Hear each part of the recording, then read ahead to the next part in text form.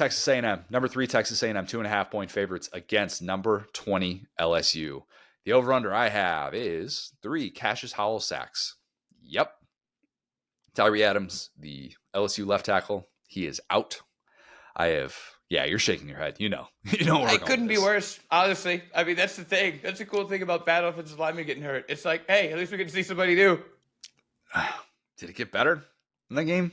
It couldn't get worse. That's the cool thing. They can't hurt me anymore, Connor. Yeah. I already talked about how much pressure Nussmeier saw in the Vandy game. Cassius Howell leading the SEC in sacks. He has already had 2 3-sack games this year. He is the game wrecker that so many teams lack. And it's not even just the sacks. He leads the SEC in pass rush win rate, pressures, hurries. He's basically Shamar Stewart, except he actually tackles the quarterback. That's he can do everything except he can't sack the quarterback. Well, you'd like somebody that could do that. Cassius Howell. It's like he understood you. It's like the threat of him actually creates pressures and turnovers. Look at this. Yes, just seeing him out there on the practice field counts as one pressure for Shamar Stewart. Little bit different with Cassius Howell. The 61.4% adjusted completion percentage under pressure for Garrett Nussmeier. It's around league average, and the same with a 14.1 pressure to sack percentage. Those are okay. Those are fine. It doesn't make you think he's a total liability back there once it kind of heats up. This is a guy that's seen pressure at points in his career. But what I worry about is that LSU is going to make it known how badly they want to keep him out of harm's way. Again, you can tell me the oblique, the ab strain, whatever, it's fine. We still see him limping every single time he gets up and he gets knocked down, okay? I think this LSU offense is going to have too many of these quick hitting pass attempts, and some of these plays are going to feel like a sack with what they're doing behind the line of scrimmage, and all of a sudden they're in 3rd and 12, and you're like, well, they got no chance of converting this. And it's going to feel a lot like Ole Miss, where they recognize that LSU wasn't even going to be willing to run the football, and then they just drop 8 in coverage, and suddenly you're like, I guess we can get home with 3 every once in a while, and we have enough guys to help us in coverage. We don't even have to worry about defending the run. We're fine. Maybe Mike Elko, who has a spicy relationship with his former boss, Brian Kelly. Can we call it that? That sounds a little bit dirty. Spicy gentlemen, really. 2 guys that, no matter how their relationship ended, would have found a way to hate each other by now. 2 guys that maybe Steve Sarkisian needs to be included in this. But we have the conversation of like, who would you least want to see if you have messed up? Like coming to the sideline where you're just going to get dog walked and it's going to be bad. Elko and Kelly probably lead the way. Sark, maybe not so much on the sideline unless you're a security guard, but I think those 2 would probably be the leader in that discussion, right? Bobby Petrino, interim, if we're including interim coaches, would be up there, but that's probably the 2 that I would just be like, oh my God, put my head down, go to the bench. A lot of yes sirs, not going to push back. just let this happen. Yeah, you know me as a laugh under pressure guy. That's the worst kind of guy to be around, guys like that. Because like guys, sorry, dude, sorry. It's like, oh, okay, I'm under the stadium now. I can't see the light. This is crazy. Well, I think you'd be out of the county. Fired out of a cannon, yeah. Golly. Elko blasted his defense after the Arkansas game. He handed out the weekly awards, but didn't give any to the defensive players because he said none of them earned it. Fair. You know what? Love it. Love it. They got an adult in the room. I think everybody's kind of come to that conclusion of Mike Elko, say what you will about him. He seems like an adult who gets it in a lot of different ways. I don't totally agree with his pushback of the media's coverage of college football coaches. That was a little bit of a tough look for a guy that was saying, I don't know why people are saying I'm leaving Duke, and then he ends up leaving Duke for A&M. We don't need to go down that road necessarily as it relates to this game. Well, I'm going to make a not so bold prediction and say that Cassius Howell earns an A&M Defensive Player of the Week honor, maybe an SEC Defensive Player of the Week honor. 4 sacks he has in this one. A helpless LSU offense. Marcel Reed, who follows the Diego Pavia lead against this LSU defense, which may or may not have Whit weeks. Again, we're recording this before injury reports come out on Wednesday night. TBD on all of that. Didn't seem like Brian Kelly was too willing to dig into that. Maybe he's having some gamesmanship. Maybe he just doesn't want to talk about Whit weeks anymore. I don't know.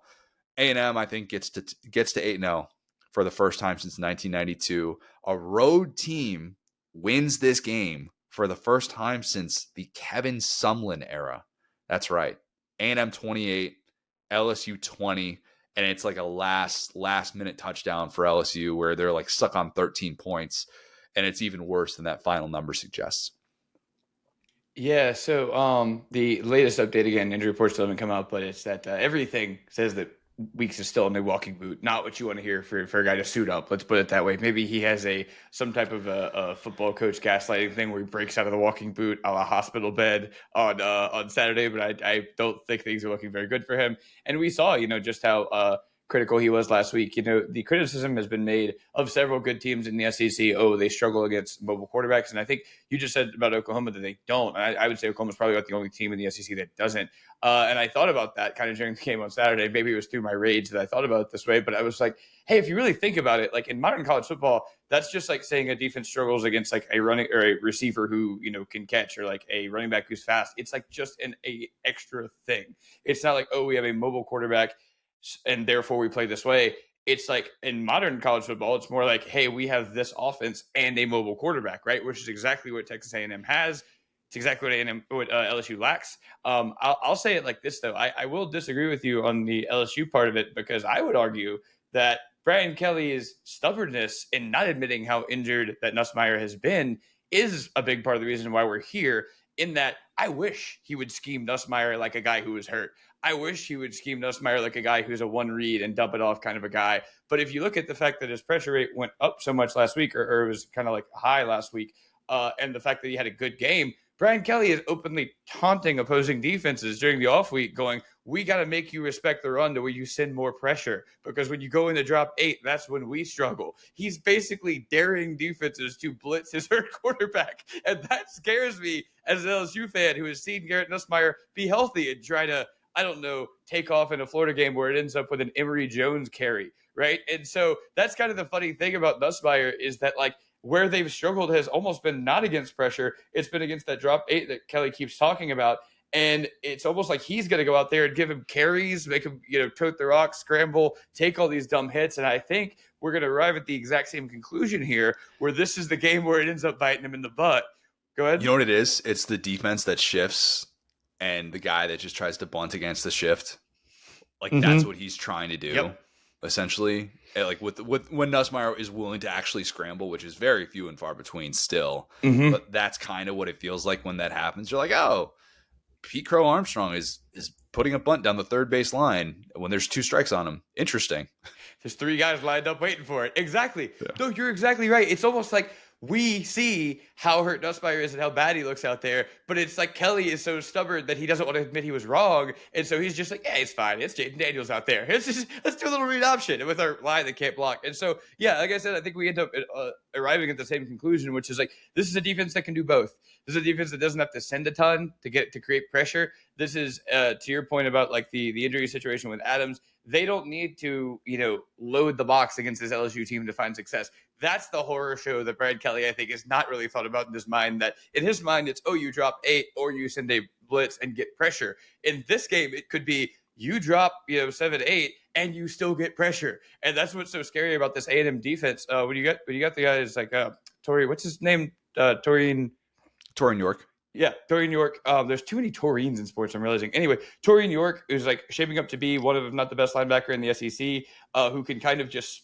all you really got to do is put that guy on quote unquote LSU's running game and it's done. You could just neutralize that with one player because there's not a commitment to it. It's a very scared running game that kind of slow develops and like does all this stuff. So it's not like you really even got a scheme for that. So yeah, I think that LSU weirdly offensively feels like they're getting a little bit healthier despite the Adams stuff, but on defense, that's been where they've hung their hat. And I think that, we've seen this is the game where the Blake Baker defense really just fell off a cliff last year against Marcel Reed, who wasn't even a full-time starter. We joked about it. He had 2 pass attempts and just smoked LSU. Again, I don't think this is a quote unquote Blake Baker defense that struggles against running quarterback.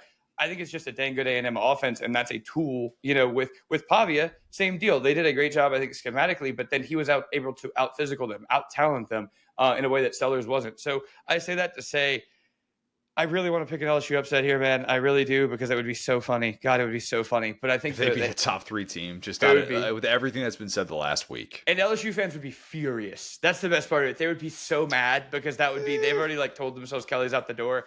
At this point with the Kelly thing, like I think we should just get it over with. I was joking with you off air. It's like they're the best team in America if they win these next 2 weeks. They're not going to do it. I think they certainly need to go 1-1 at least for Kelly to not feel like he's going to get carried out of Baton Rouge.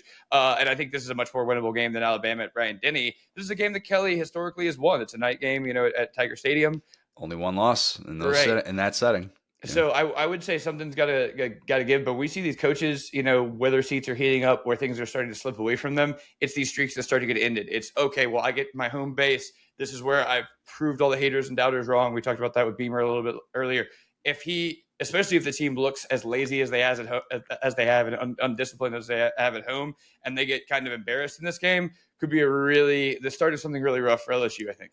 The problem with relying on that atmosphere to create an advantage for you, which it's still Death Valley at night. I'm going to need to see that place clearing out 2020 COVID levels for me to not assume that that's some sort of an advantage for you. The problem is that when things go wrong with this team that has already had many things go wrong, you look up at that advantage and instead you see a fan base that's just bummed out about this team. That's the thing. If they go 3-and-out early a couple of times, they'll be in an away stadium because those fans will be so upset at Brian Kelly that they'll be actively rooting on their own team's downfall, and it becomes a negative. That start is pivotal, man. It's really, really pivotal. Talk about like why Florida was able to create that type of atmosphere against Texas. Well, it's because Florida showed up ready to go in that one. And Florida had a great opening script. Florida was ready to go on both sides of the ball, and they got that crowd engaged. And when you're a team that has struggled already to this point, you don't want to give your fans reasons to doubt you and to not want to be, as wild as Baton Rouge on a Saturday night can be.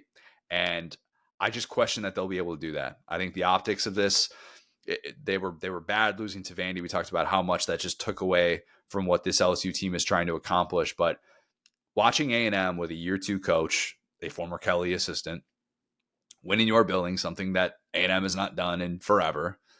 That to me is kind of going to be just more ammo to why this Kelly thing won't end up working out. And I've had to come around to that reality. I still think it's more 50-50 that he survives and gets a year 5 than some will admit, but TBD on how this goes. And if it falls apart and this LSU team is all of a sudden just off the rails bad in the next month, then of course those discussions are going to be had. Yeah, if we get a year 5 for Brad Kelly, you, the listener, are the winner here, because nobody was better than me when LSU was horrible when we first started doing this. And I was just every week dumping on LSU to the point where people were like, are you even an LSU fan? So, yeah, I will hate that if that happens. But, boy, will you, the listener, be the winner. But, yeah, I think this is going to be a pretty rough one for LSU. Also, potential bet on the line for my LSU National Championship bet. If A&M beats LSU in this game for loss number 3 for LSU, I won't make it official until the season ends. But we could very much look back on this and go, well, A&M doesn't have to hear a single negative word from me all offseason. They would essentially become the All Bang the Drum team from me. And there's a lot to like. They're undefeated. They've gone out of conference to do all these great things. They're a really well coached team. They have a lot of talent. Must be nice.